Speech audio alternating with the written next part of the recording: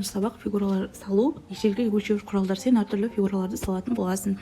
Сызғышты ежелден өлшеуші құрал ретінде пайдаланған.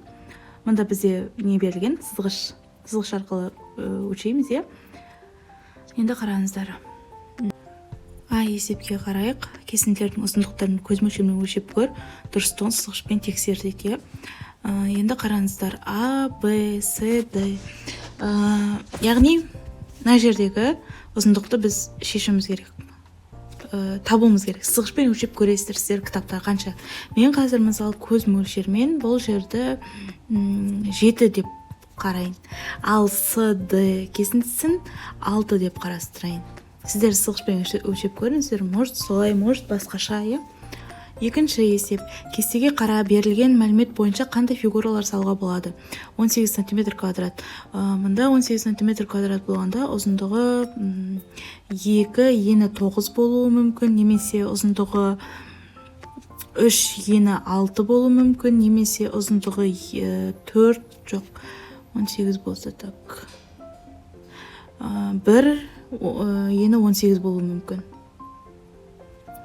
Келесі 24 см, ұзындығы 2, ұзындығы 1, ені 24 болуы мүмкін, немесе ұзындығы 3, ені 8 болуы мүмкін, немесе ұзындығы 2, ені 12 болуы мүмкін. Келесі мұнада 12 сантиметрді көрейік. Ұзындығы 1, ені 12 болуы мүмкін. Ұзындығы 2, ені 6 болуы мүмкін. Ұзындығы 3, ені 4 болуы мүмкін. Осы кестені толтырып шығасыздар. Келесі есеп, үшінші есеп, ұзындықтар төмендегідей кесінділер сыз 38 сантиметрдің 8-ден 1 бөлігі, 38 сантиметрдің 8-ден 1 бөлігі бізде 32-ні 8-ге бөліп 1-ге көбейтеміз. 1-ге көбейтеміз қанша болады? 4-ге тең.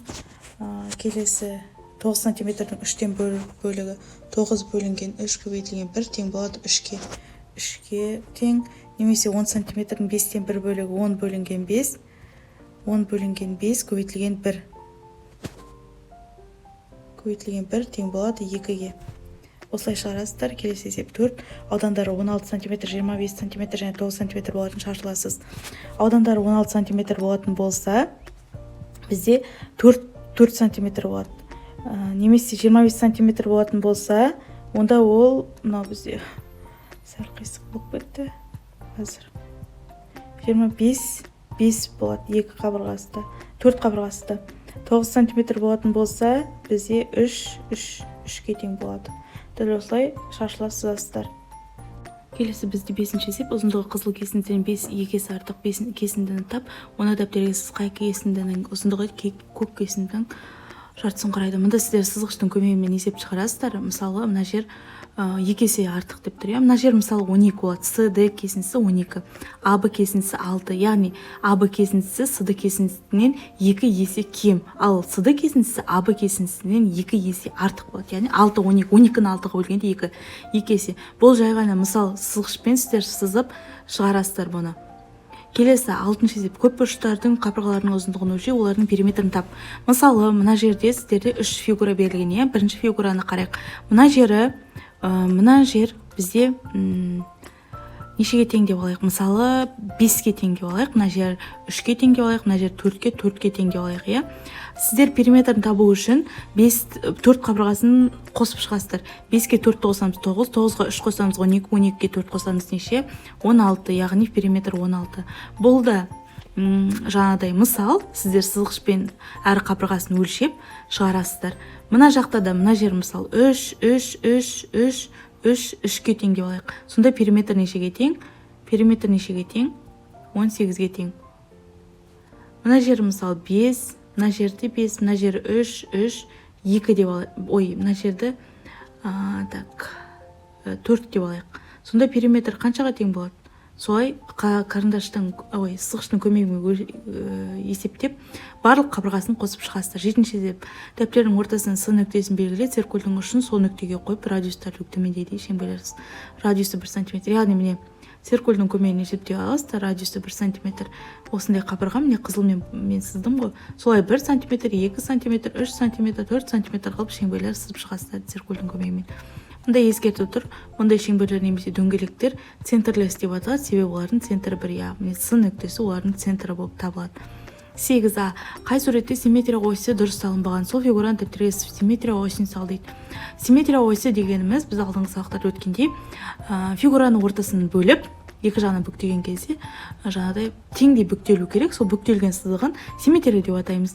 Мысалы, мына жерде симметрия осі дұрыс салынған. Өйткені екеуін бір-біріне бүктеген кезде симметрия осі дәл ортасында тұрады және фигуралар бір-біріне беттес жатады.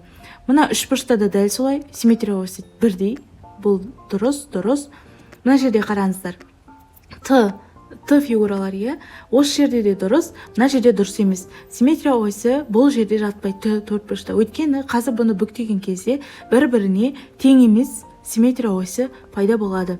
Яғни бұның симметрия осін тапқан кезде сіздер осы фигураны дәптерге сызасыздар. Симметрия осін былайынан сызасыздар. Егер сіздер мына ортасынан бөлсеңіздер, симметрия осі осы дұрыс болады. Өйткені теңдей бөлінеді фигура. Немесе былайынан бөлуге де болады, дәл ортасынан, солай шығарасыздар. Келі дәптерге мына төртбұрыш сызасыздар сол кезде.